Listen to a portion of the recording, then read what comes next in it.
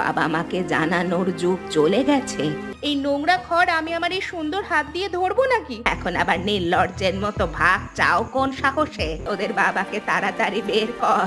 এসব কি বলছো তুমি? আমি হয়তো শুরুতেই ভুল করেছিলাম। এসব কিছু যাচ্ছে আমার বাবার বাড়িতে। এবার আমি কি করতে পারি সেটা তোমাকে দেখাবো। এসব সেবা করা আমার দ্বারা হবে না। এটা অন্যায় কিনা সেটা কাল সকালেই বোঝা যাবে।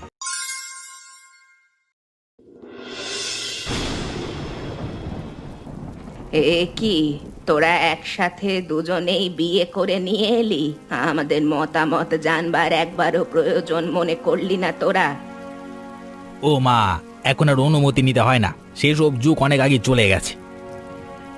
কি সব বলছিস তুই? বাবা মাকে জানানোর যুগ চলে গেছে? হ্যাঁ গো মা, তাছাড়া তোমার ছোট বউকে দেখো না, কি সুন্দরী, এই বড় ঘরের মেয়ে। এর পরেও কি তুমি বলবে যে তুমি তোমার ছোট বৌমাকে মেনে নেবে না? সেটা পরে দেখা যাবে। তারপর বল অমিত, তোর শ্বশুর বাড়ি থেকে কি দিয়েছে? আমার শ্বশুর বাড়ি থেকে তেমন কিছুই দিতে পারিনি মা। আমার শ্বশুরের আর্থিক অবস্থা ভালো নয়, তবে মেয়ে রূপে গুণে 100-তে 100। সব রূপ গুণ ধুয়ে কি জল খাবো? গ্রামের লোকজন বলবে বড় বউয়ের বাড়ি থেকে কিছুই দিল না। মা, এসব কি বলছো? আমাদের ঘরে কি কম আছে যে অন্যের ঘর থেকে আনতে হবে? এসব কি হীন চিন্তা তোমার? আমার চিন্তা আমার কাছে, তোকে এসব নিয়ে ভাবতে হবে না। তুই তোর বউকে নিয়ে এখান থেকে বেরিয়ে যা। এটা আবার কেমন কথা? নতুন বিয়ে করে এনেছি আর বউকে নিয়ে চলে যাব? তা হবে না। এই বাড়িতে যখন আমার অধিকার আছে, আমার বউ এখানেই থাকবে।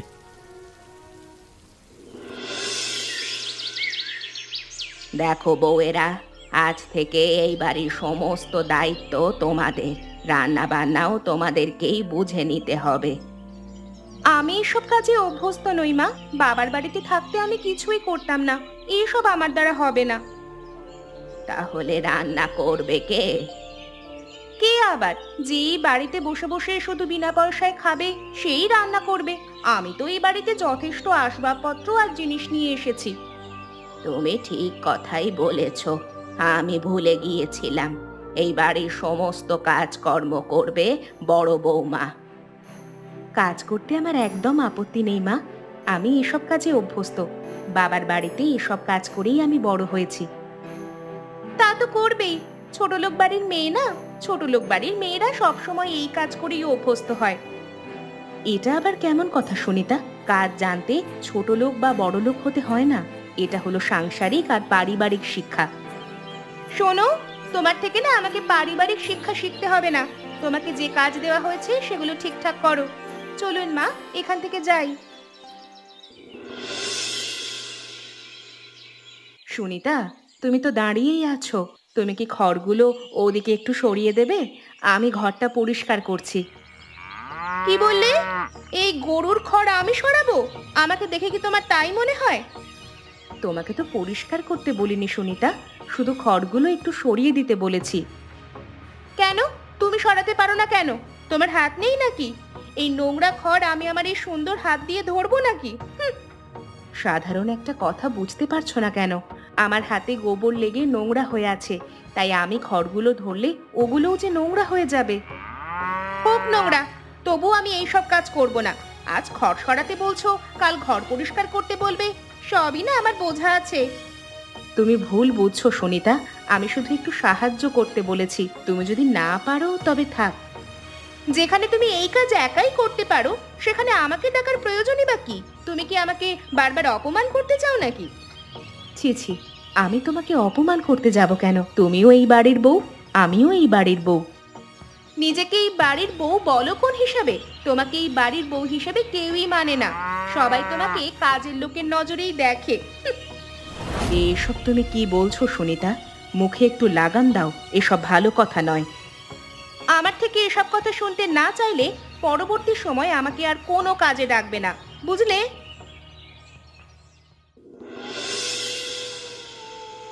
হয়েছে হয়েছে, অনেক গল্প হয়েছে। এবারে একটু চা খেয়ে নাও তো দেখি। আরে মা, আপনি আবার এত কষ্ট করতে গেলেন কেন? আমাকে বলতেন, আমি চা করে নিয়ে আসতাম। কেন, আমাকে কি অলস বলে মনে হয়? আমি নিজে বানিয়ে খেতে পারি না? এত বছর তোমরা যখন ছিলে না তখন আমি নিজেরটা নিজেই করেছি। আহা মা, রেগে যাচ্ছেন কেন? আমি ওভাবে বলিনি। দিন, চা দিন। চা তোমার জন্য কে আনলো? আমি এই চা এনেছি ছোট বৌমা আর আমার জন্য। আপনাদের জন্য এনেছেন? রান্নাঘরে কি আর আছে? তাহলে আমি নিজেরটা নিজেই নিয়ে আসি। রান্নাঘরে আর নেই, মাত্র 2 কাপ চাই বানিয়েছি। আমার জন্য 1 কাপ, ছোট বৌমার জন্য আর 1 কাপ। ও আচ্ছা, তাহলে আপনারাই খান। আর এক কাপ বাড়িয়ে দিলে কোনো ক্ষতি হতো না মা। আমি আপনাদের সাথেই খেতে পারতাম। বাপের বাড়ি থেকে যখন খালি হাতে নাচতে নাচতে চলে এসেছিলে তখন মনে ছিল না কিছু আনতে? এখন আবার নির্লজ্জের মতো ভাগ চাও কোন সাহসে? না না, আমার ভুল হয়েছে মা। চা খাওয়া আসলে আমার মতো মানুষদের উচিতই নয়। আপনারাই খান।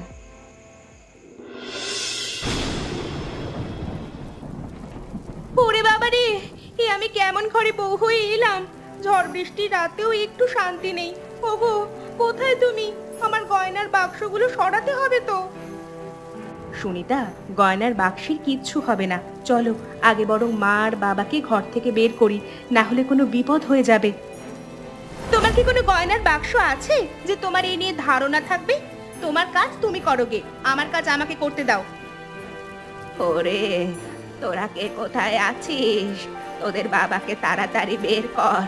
ঘরটা ভেঙে পড়লে তোদের বাবা আরো অসুস্থ হয়ে পড়বে। আমি আসছি মা, আপনারা একটু অপেক্ষা করুন। অমিত, তুমি আমার সাথে চলো। বাবা আর মাকে তাড়াতাড়ি ঘর থেকে বের করতে হবে। ছোট বৌমা এখনো বের হতে পারলো না? এত বড় একটা বিপদ ঘটে গেল, অথচ আমাদের একটু খবরও নিল না। সুনিতা ওর গয়নার বাক্স যেন ভিজে না যায় সেই চেষ্টাই করছে মা। ও এখনই বের হয়ে আসবে, আপনি চিন্তা করবেন না মা।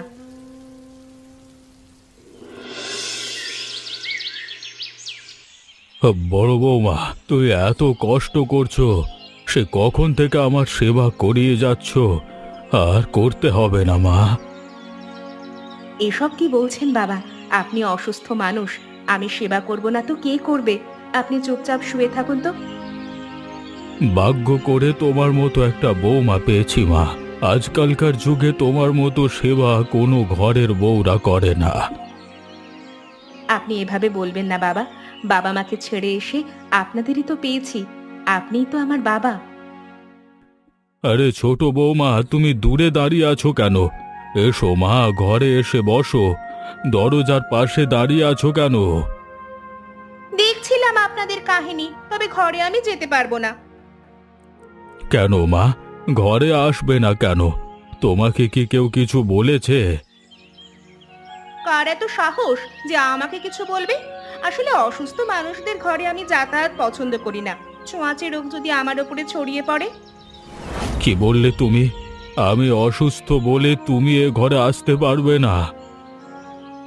আহ সুনিতা, বাবার সামনে এসব কথা না বললেই নয়। তোমার ইচ্ছে হলে আসবে, না হলে আসবে না। এত কথা বলবার কি আছে?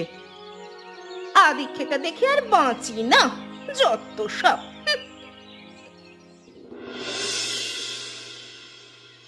এই যে ইলিশ মাছ আনা হয়েছে, কেটে ধুয়ে রান্না করা দরকার। কোন বউ রান্না করবে শুনি? মা, আমি তো সব সময় রান্না করি। এখানে আবার জিজ্ঞাসা করার কি আছে? আমিই রান্না করব। এতদিন ধরে তোমার হাতের রান্না খেয়ে মুখ একদম পানসে হয়ে গেছে। ছোট বৌমা, তুমিও তো রান্না একটু আধটু করতে পারো। কি বললেন? আমি আমি রান্না করব? আপনি এটা আমাকে বললেন নাকি বড় বৌদিকে বললেন? বড় বৌমাকে বলিনি, তোমাকেই বলেছি। তুমি একটিবার রান্না করো, তোমার হাতের স্বাদ কেমন সেটাও একটু খেয়ে দেখি। আপনি পাগল হয়ে গেছেন নাকি মা? আমি কেন রান্না করব? আপনাকে তো আমি আগেই বলে দিয়েছি আমি এসব রান্না বান্নার মধ্যে নেই। এসব কি বলছো তুমি? বড় বৌমা যদি কখনো না থাকে তখন কি তুমি রান্না বান্না করবে না? আমাদের খাওয়াবে না? তখন আপনি নিজেই রান্না করে নেবেন। আপনি তো রান্না জানেন, এখানে আবার আমাকে টানার কি আছে? মা, এত কিছুর দরকার নেই। আপনি আমাকে দিন, আমিই রান্না করে দিচ্ছি। আপনি ঘরে গিয়ে বিশ্রাম করুন আর বাবার দেখাশোনা করুন। মাঝে মধ্যে আমি ভেবেও পাই না যে সামনে আমার কি অবস্থা হবে।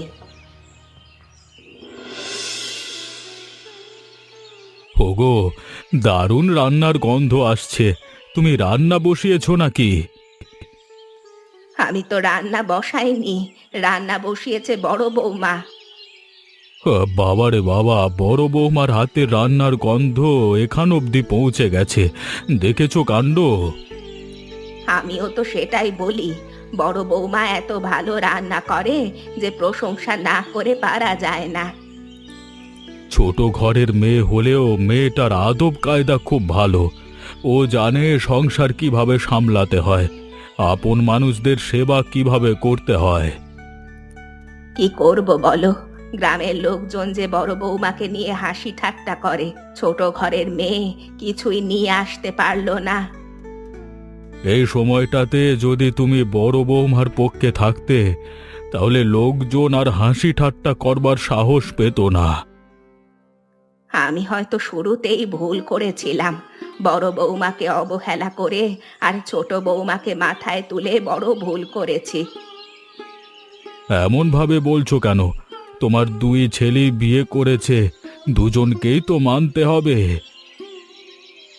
আমার মাঝে মধ্যে মনে হয় কি জানো, বড় বৌমা কি আমাদের পটানোর জন্য এত ভালো ভালো কাজ করছে? না হলে একটা মেয়ে এত ভালো হয় কিভাবে? এসব তোমার ভুল ধারণা, সেটা তুমি ধীরে ধীরে নিজেই বুঝতে পারবে।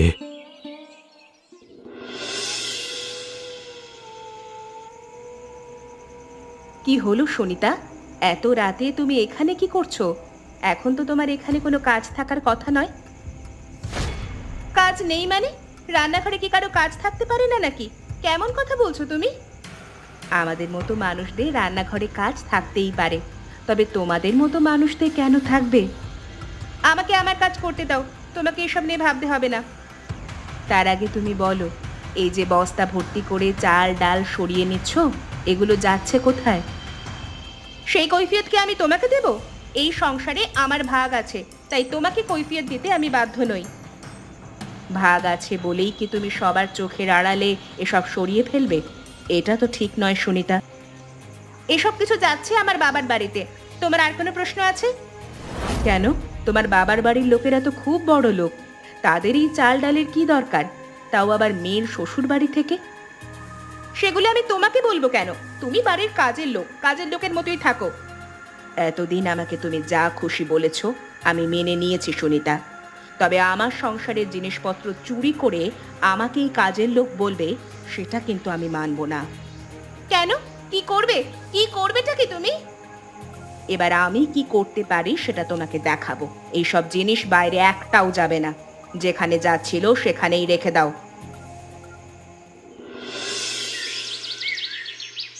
ছোট বৌমা, ছোট বৌমা, আরে কোথায় তুমি? এদিকে একটু এসো, আমার জ্বর এসেছে, মাথাটা ফেটে যাচ্ছে, একটু জলপট্টি দিয়ে দাও মা। কি হচ্ছেটা কি? এত সকাল সকাল আমাকে ডাকলেন কেন? আমার ঘুম ভেঙে গেল তো।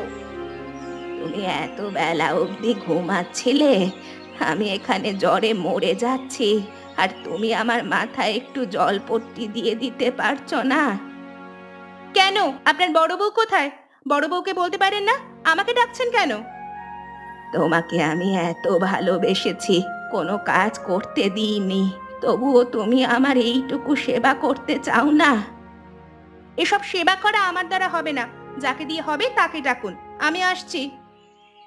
তোমাকে কিচ্ছু করতে হবে না সুনিতা, তুমি ঘরে যাও, আমি মাকে দেখছি। তুমি আবার কাজ ফেলে রেখে চলে এলে কেন মা? ওদিকের কাজ সব কে করবে? কোনো চিন্তা করবেন না মা, আমি সবকিছু গুছিয়ে এসেই আপনাকে দেখছি। আপনার জলপট্টি দিয়ে তবেই যাব। হায় রে, যাকে আমি মাথায় তুলে রেখেছিলাম, সেই ছোট বৌমা আমার সাথে এমন ব্যবহার করলো। এইসব কথা বলবেন না মা, আপনার নাটক দেখতে আমার একটুও ভালো লাগছে না।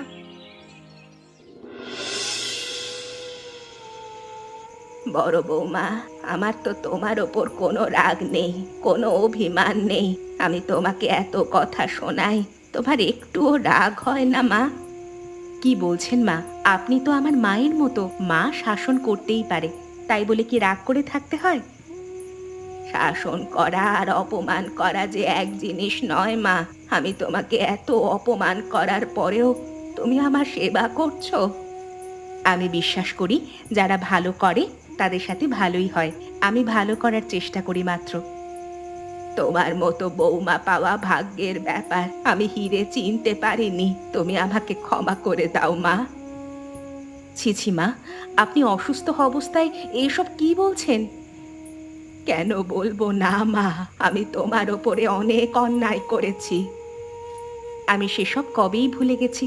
আপনি আমাকে একবার বড় বৌমা বলে প্রাণ ভরে ডাকলেই তো আমার সব দুঃখ দূর হয়ে যায় মা। এই সংসারে আর কোনো অন্যায় আমি হতে দেব না। এইসব কথা এখন বাদ দিন মা।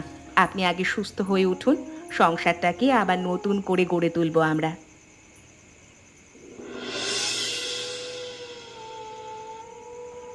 ছোট বৌমা, কি হচ্ছে সব? বস্তায় করে চাল ডাল কোথায় নিয়ে যাচ্ছ? ইয়ে মানে আসলে মা, এগুলো আমি অন্য জায়গায় রাখছিলাম। অন্য জায়গায় কেন? এই জায়গা তো রান্নাঘর। সত্যিটা বলো তো, কোথায় সরাচ্ছ এসব? আসলে আমি এগুলো আমার বাবার বাড়িতে পাঠাচ্ছিলাম মা। দেখুন, বিয়ের সময় আমার বাবা অনেক কিছু দিয়েছে, আমি এটুকু দিতে পারি না? তোমার বাবার বাড়ি তো খুব বড় লোক, তাদের এই চাল ডালের কি দরকার? তাতে কি হয়েছে? আমার স্বামী যথেষ্ট টাকা দেয়, আমার ভাগ আছে এখানে। স্বামী টাকা দেয় বলেই কি তুমি চাল ডাল পাচার করবে? ছি, অন্যায়েরও একটা সীমা থাকে। আপনি বলছেন এটা আমার অন্যায়? আমার চোখে তো এটা কোনো অন্যায় নয়। এটা অন্যায় কিনা সেটা কাল সকালেই বোঝা যাবে। এখন এগুলো রেখে দিয়ে ঘুমাতে যাও। দেখ বিক্রম, কাকে তুই বিয়ে করে ঘরে নিয়ে এসেছিস? যাকে বড় লোকের মেয়ে ভেবে বিয়ে করেছিস, সে আমাদের ঘরেই চুরি করছে। চুরি করছে মানে? ও আবার কি চুরি করলো? ও প্রতিদিন চাল ডাল এখান থেকে সরায়। গত রাতে আমি ওকে হাতে নাতে ধরেছি। সুনিতা, এসব কি শুনছি আমি? চাল ডালের মতো সামান্য জিনিস তুমি চুরি করছো? আমাকে সবাই ক্ষমা করে দাও। আসলে আমি মিথ্যে বলেছিলাম। আমার বাবার বাড়ির লোকেরা মোটেই বড় লোক নয়। তার মানে তুমি আমাকে মিথ্যে বলছো? এই আসবাবপত্রগুলো আসলে আমার বাবা অনেক জায়গা থেকে চুরি আর বাটপারি করে এসব জিনিস জোগাড় করেছিল, যেন আমার ভালো জায়গায় বিয়ে হয়। কি বলে তুমি? শেষে কিনা একটা চোরের মেয়েকে বিয়ে করেছি? ছি ছি ছি ছি ছি ছি। একটা চোরের মেয়েকে আমি এই ঘরের বউ বানিয়েছি, আর তাকেই এতদিন মাথায় করে রেখেছি। আমাকে ক্ষমা করে দিন মা। আমার বাবার অপরাধে আমাকে সাজা দেবেন না, আমাকে বাড়ি থেকে বের করে দেবেন না। বাড়ি থেকে বের করে দেব না ঠিকই, তবে তোমার অপরাধ অনেক বড়। তুমি শেকর ভুলে গিয়ে মিথ্যা অহংকার করেছো। আমি আর কখনো এমন কাজ করব না মা। সবার সাথে মিলেমিশে বাড়ির সমস্ত কাজ করব। আমাকে একটা সুযোগ দিন।